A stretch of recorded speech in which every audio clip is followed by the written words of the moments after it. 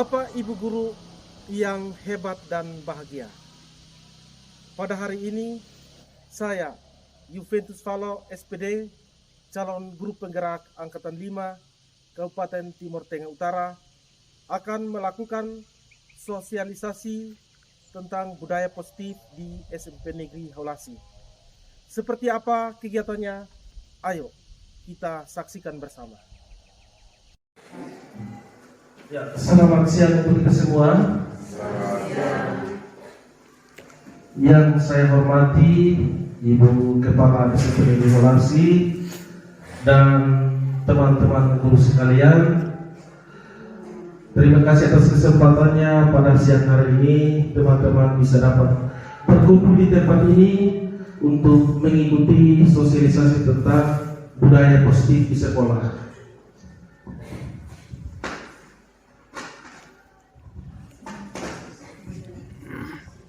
Ya, Bapak Ibu sekalian, Bapak Pendidikan kita Ki Hajar Dewantara menyatakan di mana ada kemerdekaan, disitulah harus ada disiplin yang kuat. Sungguh pun disiplin itu bersifat self-disiplin, yaitu kita sendiri yang mewajibkan kita dengan sekeras-kerasnya. Tetapi itu sama saja, sebab jikalau kita tidak cakap melakukan self-disiplin, wajiblah penguasa lain mendisiplin diri kita. Dan peraturan demikian itulah harus ada di dalam suasana yang merdeka. Itu terjadi dalam sekolah. Ada kalanya kita harus disiplinkan oleh pimpinan, dalam hal ini kepala sekolah.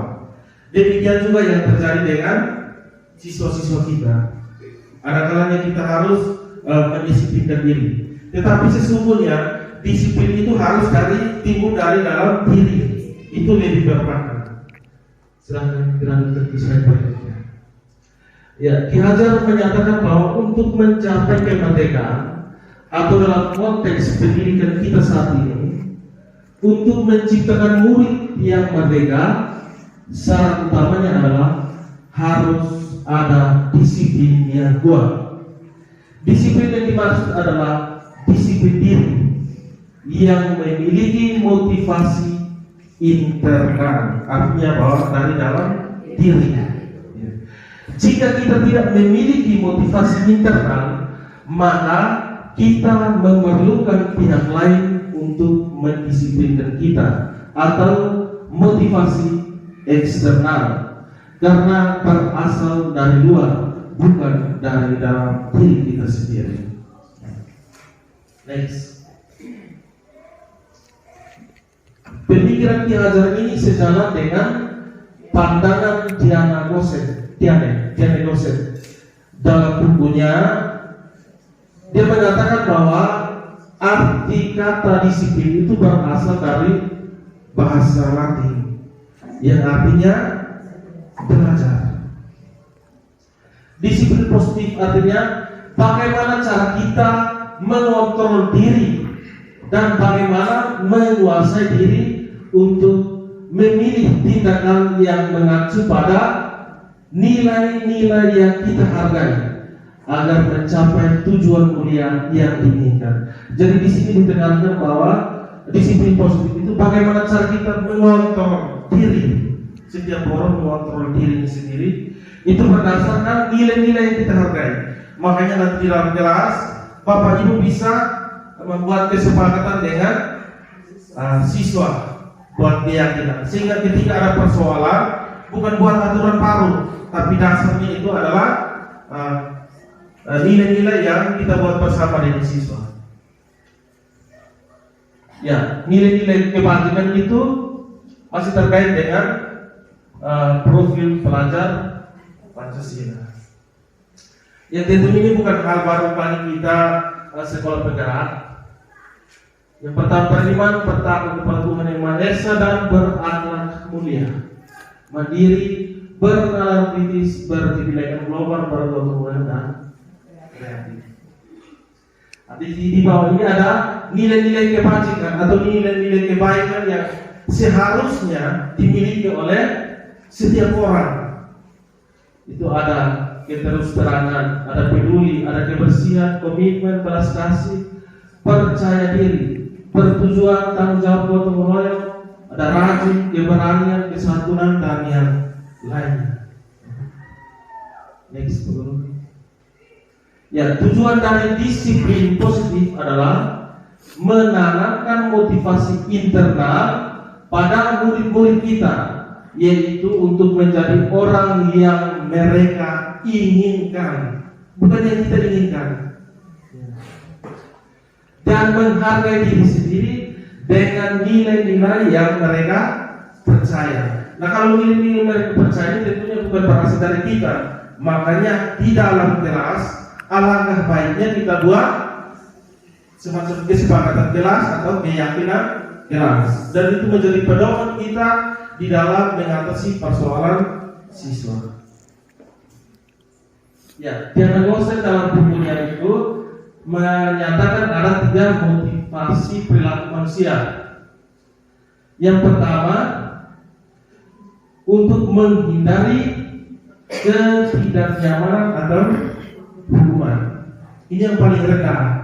Ada kalanya kita mungkin sebagai guru juga masuk dalam kategori ini.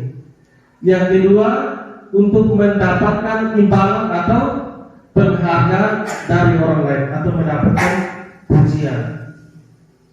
Yang ketiga, untuk menjadi orang yang mereka inginkan dan menghargai diri sendiri dengan nilai-nilai yang mereka percaya. Ini yang paling bagus di motivasi yang ketiga ini.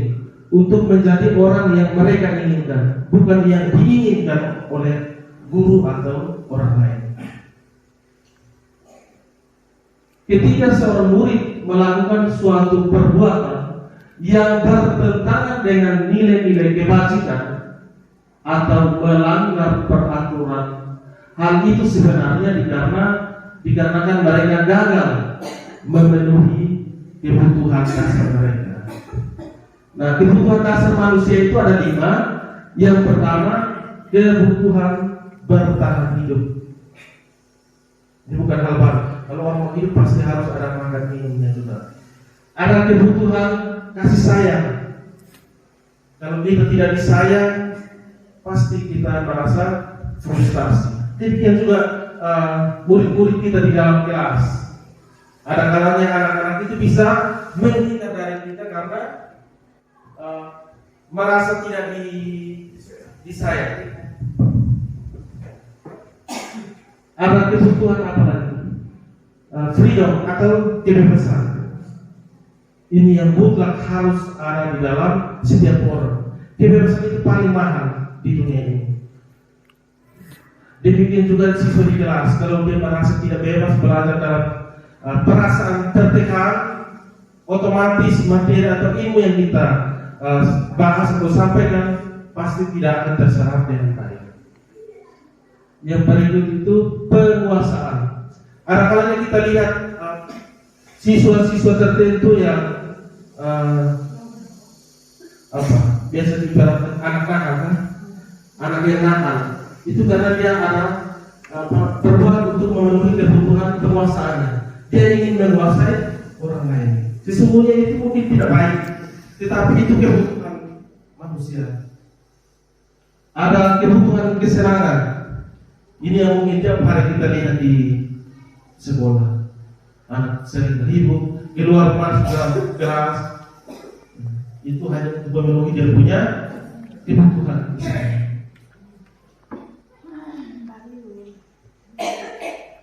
Nah, di sini Bapak Ibu, obatnya itu ada yang namanya segitiga restitusi ya.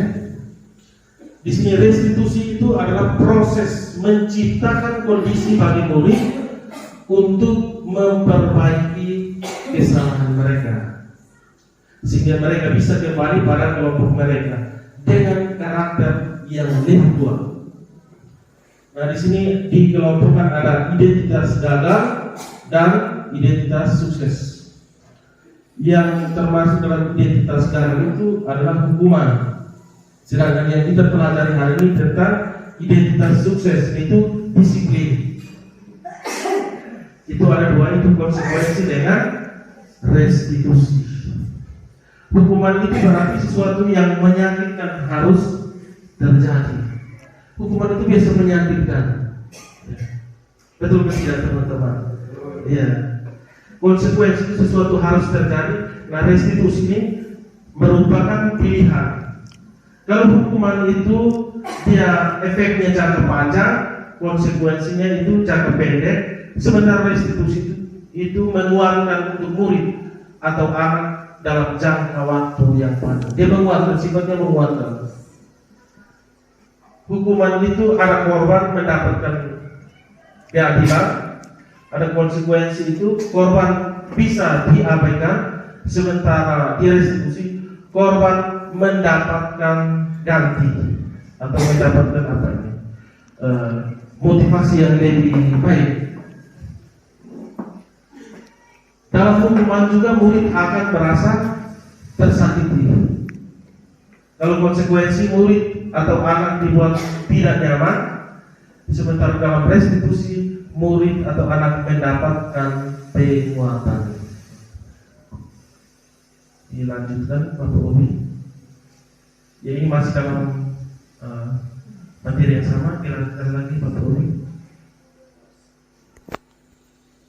Ya, ini 5 posisi kontrol guru. Dan saya mengajak teman-teman. Ini untuk materi 5 posisi kontrol guru, ini kesempatan bagi kita untuk merefleksi diri. Pada saat ini kita berada di posisi yang mana? Yang pertama, penghukum. Seorang penghukum bisa menggunakan hukuman fisik maupun verbal. Orang-orang yang menjalankan posisi penghukum senantiasa mengatakan bahwa sekolah memerlukan sistem atau alat yang dapat lebih menekan murid-murid lebih dalam lagi. Guru-guru yang menerapkan posisi penghukum akan berkata, patuhi aturan saya atau awas. Naik level ke berikut, membuat merasa bersalah. Pada posisi ini biasanya guru akan bersuara lebih lembut. Pembuat merasa bersalah akan menggunakan keheningan yang membuat orang lain merasa tidak nyaman, bersalah atau rendah diri. Kata-kata yang keluar dengan lembut akan seperti, ibu sangat kecewa sekali dengan kamu. Itu mengungkapkan kekecewaan kita. Itu maksudnya kita mengungkapkan supaya anak itu sadar bahwa dia berbuat salah. Ya. Itu kalau posisi gurunya sebagai pembuat merasa bersalah. Dan ada kata-kata yang lain lagi. Berapa kali Bapak harus memberitahu kamu ya? Ini seperti anak yang kita sudah tegur ulang-ulang, tapi dia tidak pernah berubah. Silakan Bapak Ibu refleksikan diri. Posisi saat ini Bapak Ibu berada di penghukumkah, pembuat merasa bersalah, atau yang berikutnya Bapak Ibu? Berikut berlaku sebagai teman. Posisi kontrol ini berlaku sebagai teman. Jika guru menempatkan diri sebagai teman dengan siswa, maka pada posisi ini tidak akan menyakiti murid. Namanya best teman, kita tidak terus untuk menyakitinya, namun akan tetap berupaya mengontrol murid melalui persuasi. Posisi teman pada guru bisa negatif maupun positif. Positif di sini berupa hubungan baik yang terjalin antara guru dan murid. Guru di posisi teman menggunakan hubungan baik dan humor untuk mempengaruhi seseorang. Mereka akan berkata, ayo bantulah demi Bapak ya. Ayo ingat tidak bantuan Bapak selama ini. Ini kalau posisinya kita sebagai memposisikan diri sebagai teman, kita teman dengan anak-anak.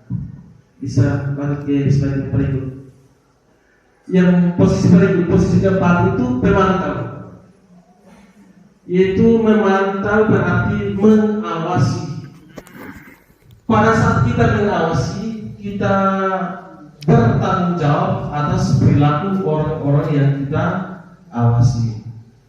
Posisi pemantau berdasarkan pada peraturan-peraturan dan konsekuensi. Dengan menggunakan sanksi atau konsekuensi, kita dapat memisahkan hubungan pribadi kita dengan murid-murid kita. Sebagai seseorang yang menjalankan posisi pemantau, pertanyaan yang diajukan seseorang pemantau itu antara lain, peraturannya apa?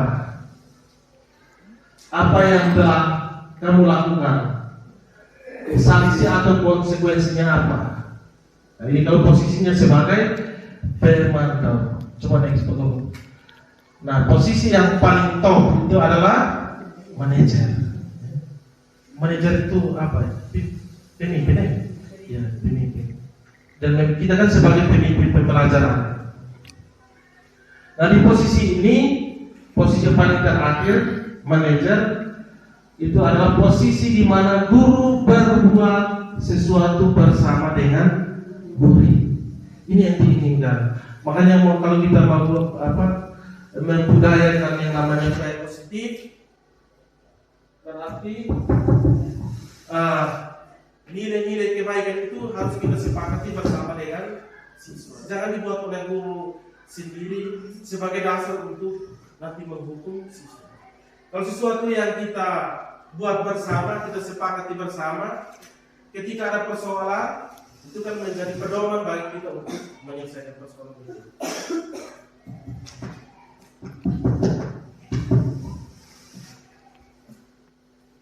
Ya, pada posisi manajer berarti mempersilahkan murid mempertanggungjawabkan perilakunya, mendukung murid agar dapat menemukan solusi atas permasalahannya sendiri. Seorang manajer telah memiliki keterampilan di posisi teman maupun pemantau.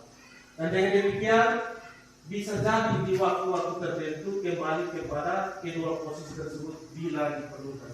Jadi bisa sebagai teman, bisa sebagai pemantau atau sebagai manajer.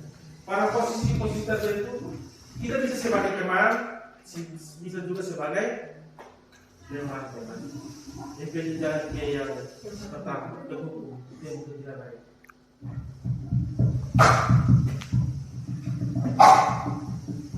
Ya, seorang manajer akan berkata apa yang kita yakini, apa yang kita yakini. Nah, keyakinan ini berkaitan dengan nilai-nilai kebajikan. Itu yang sudah kita sepakati di dalam kelas. Itu perlu kreativitas dari teman-teman guru dan kalau bisa untuk yang wali kelas, itu paling bagus di wali kelas. Nanti dibuat terus ditempel di dalam kelas. Setiap kali ada persoalan, dasarnya itu dan kita sepakati bersama. Kalau misalkan kita yang buat, berarti itu kan aturan berdasarkan kita, bukan dari siswa. Sementara motivasi berkaitan dengan budaya positif yang paling baik itu motivasi intrinsik atau yang dari dalam diri.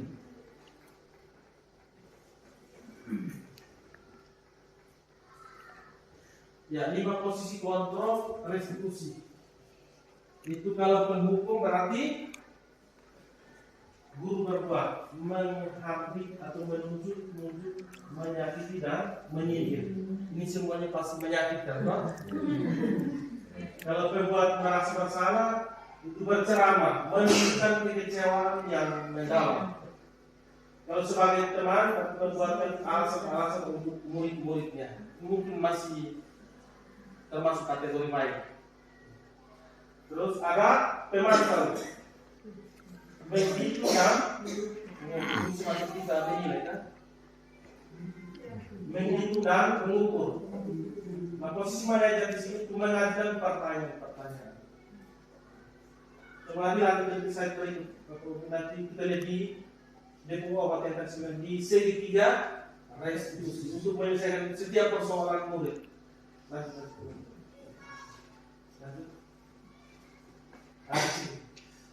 Ini ada 3 langkah untuk menyelesaikan persoalan dengan murid.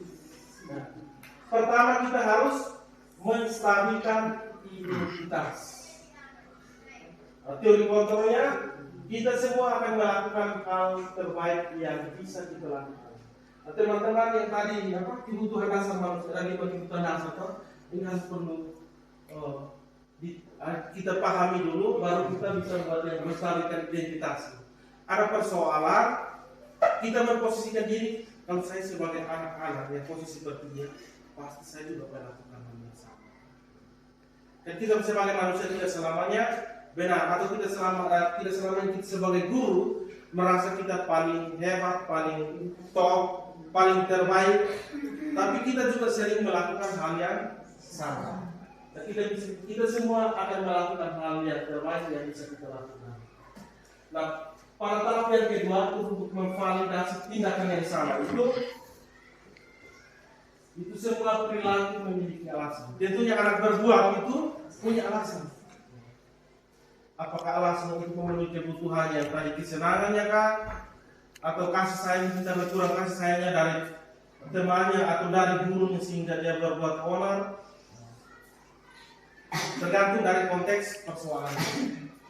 Dan yang ketiga adalah menanyakan keyakinan. Nah, keyakinan ini berkaitan dengan nilai-nilai tadi, nilai-nilai kebajikan. Yang apa tadi? Bertanggung jawab, gotong royong, disiplin. Terlalu banyak yang nilai-nilai kebaikan yang hidup dalam bermasyarakat atau di sekolah. Itu yang kita yakini. Ya, menstabilkan identitas. Bagian dasar dan segitiga bertujuan untuk mengubah identitas anak dari orang yang gagal karena melakukan kesalahan menjadi orang yang sukses. Anak yang melanggar peraturan karena sedang mencari perhatian adalah anak yang sedang mengalami kegagalan. Dia mencoba untuk memenuhi kebutuhan dasarnya, namun ada benturan kebutuhan dasar yang terjadi ini. Kita ingin dia menjadi reflektif, maka kita harus meyakinkan si anak dengan cara mengatakan kalimat-kalimat ini. Mungkin kalimat beberapa nanti teman-teman bisa tambahkan. Berbuat salah itu tidak selamanya kan kita harus berbuat ya benar. Mungkin bagi kita itu benar, tapi bagi pihak lain itu salah. Kata yang saya juga pernah melakukan kesalahan seperti itu. Mungkin berat bagi kita Bapak Ibu guru untuk sampaikan ke anak. Tapi sesungguhnya harus perlu disampaikan bahwa kita ini adalah manusia. Masalahnya mungkin kita tidak buat tapi di luar mungkin juga kita pernah melakukan hal yang sama. Dan masalah itu kita bisa menyelesaikan. Bapak itu tidak tertarik mencari siapa yang salah, tapi Bapak itu ingin mencari solusi dari masalah. Kamu berhak merasa begitu. Ini pertanyaan-pertanyaan. Apakah kamu sedang menjadi teman yang baik buat dirimu sendiri sebelum dia dengan orang lain? Andai kata yang kau buat itu untuk dirimu sendiri, perlu kamu baik itu. Bagaimana? Mereka kita lakukan yang berikut.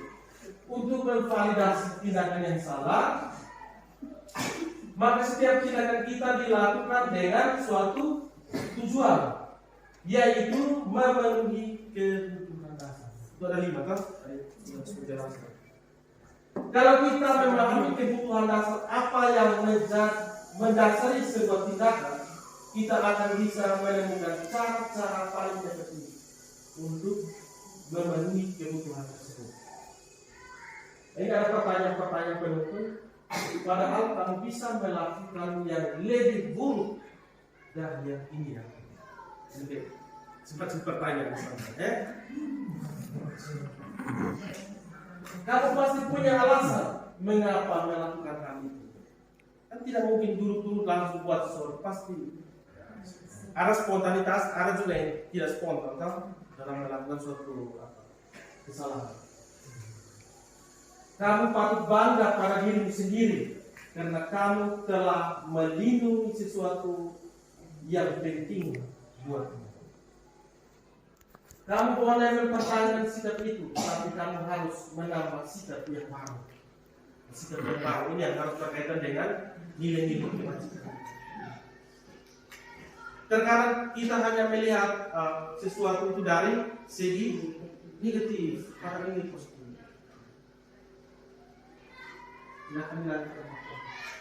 Sesi yang ketiga menanyakan keyakinan. Jadi semua berpedomannya ke sana. Teori Gottman menyatakan bahwa kita pada dasarnya termotivasi secara internal. Ketika identitas sukses telah tercapai atau laku satu tercapai tadi, dan tinggal laku yang salah telah divalidasi dalam laku kedua, maka anak akan siap untuk dihubungkan dengan nilai-nilai yang dia percaya dan berpindah menjadi orang yang dia inginkan. Pertanyaan-pertanyaan di bawah ini menghubungkan keyakinan anak dengan keyakinan kelas atau keluarga. Apa yang sudah percaya sebagai kelas atau keluarga. Makanya di setiap kelas ini disarankan untuk buat yang namanya keyakinan. Itu penting sekali. Jika tidak ada persoalan, bukan buat aturan baru. Karena aturan baru bisa saja untuk menjebak orang. Jadi sebaiknya dibuat bersama dengan siswa dan dijadikan sebagai pedoman untuk menyelesaikan persoalan jika ada. Apa nilai-nilai umum yang kita telah sepakati? Ini kembali lagi ke keyakinan. Apa yang kita tentang kelas yang ideal? Kelas yang ideal.